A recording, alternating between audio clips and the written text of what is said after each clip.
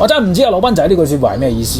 2共7啫，大佬，你冇搞到好似係20共70咁嘅款啦。出得嚟行嘅，你咪話俾我知，雞碎咁多挫折你都頂唔住啊！鬼仔羅順劈，你踎響度做咩啊？我經已問到你陣才啦，收皮啦！我之前就講過，作為一個頂級仲爭啲啲嘅對抗爐，淨係抽得係唔夠嘅，仲要具備敏銳嘅觀察力。嗱，我唔知你哋有冇，不過你哋就算係冇都唔使閉翳㗎，因為真正強者嘅思維同正常人嘅思維係唔同嘅。簡單啲嚟講，就係唔正常嘅。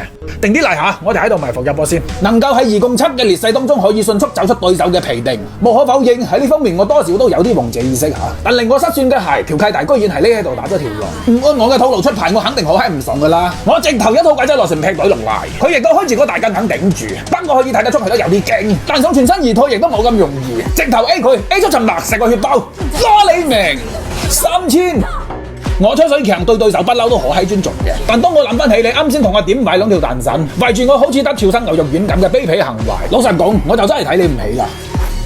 你做咩啊？扮嘢係嘛？你簡直係抌燈毛啊！因為扮嘢係我嘅強項，幾時輪到你啊？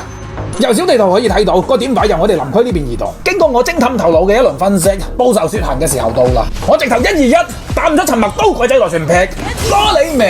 定啲嚟個射手都喺度，咪以為帶住個輔助就巴交拜，個蔡文基博得你住，豬乸都可以上樹啊！呢波下落喺度開緊檔，而對面嘅射手仲係呢個位置，我直頭係咁曲指一算，佢要過嚟嘅話，呢度就係佢嘅必經之路。嗱嚟啦，佢嚟啦，直接一刀陳默鬼仔來船劈，收佢旗！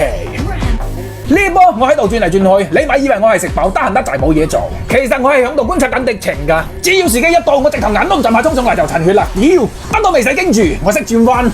喂，定啲嚟嚇，暫停下就得㗎啦。